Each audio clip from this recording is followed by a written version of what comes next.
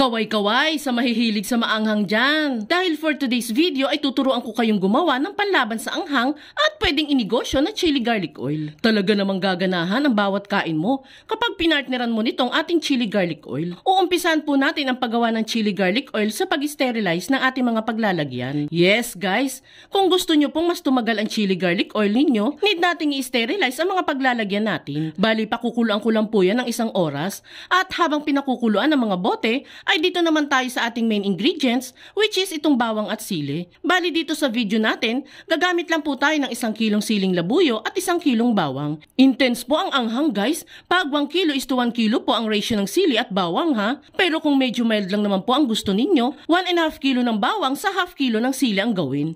Bali nahugasan na po pala natin dyan ng mga siling labuyo.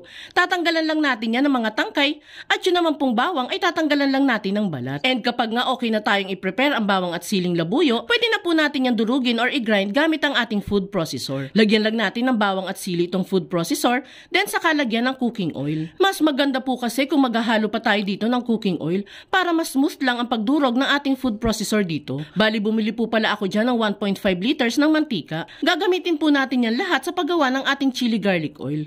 Yan guys, nadurog na yung first batch ng ating food processor. Kita nyo naman po, ang ganda ng pagkakadurog. Gawin lang natin yan hanggang sa maubos na ang sili at bawang. Ito na nga po pala yung napakuluan natin mga botelya guys. Hayaan lang po natin yung matuyo at wag pupunasan ng mga loob para hindi makontaminate ang ating chili garlic oil.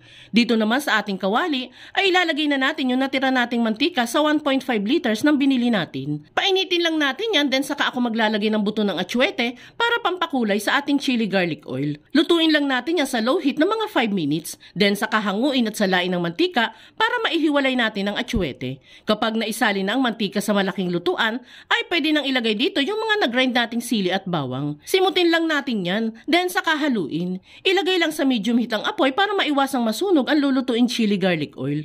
Bali sa pagluluto po nito, kakailanganin natin ng 1.5 oras guys. Yes, tinatagalan po natin ang pagluluto nito para mas tumagal po ang shelf life ng ating chili garlic oil. Bali maya't maya po ay hahaluin natin itong niluluto para maiwasan po nating matutong yung ilalim nito. Sa kalagitnaan nga po ng pagluluto natin, tatanggalin natin yung mga namumuong bula-bula sa gilid. Hindi po dapat mapasama yan sa ating chili garlic oil. Makalipas nga ang 1 oras ng pagluluto, ay pwede na nating ilagay yung iba pang mga ingredients. Maglalagay po tayo dyan ng half cup ng suka, half cup ng brown sugar, 2 kutsarang pamintang pino, at 60 grams ng oyster sauce. Haluin at lutuin pa yan ng huling 30 minutes. Ganon pa din po guys, maya't maya pa din po natin ang paghahalo dito para hindi matutong ang ilalim nito. And makalipas nga po ang 1.5 oras ay naluto na itong ating chili garlic oil. Palamigin lang po natin yan hanggang sa wala nang maramdamang init dito.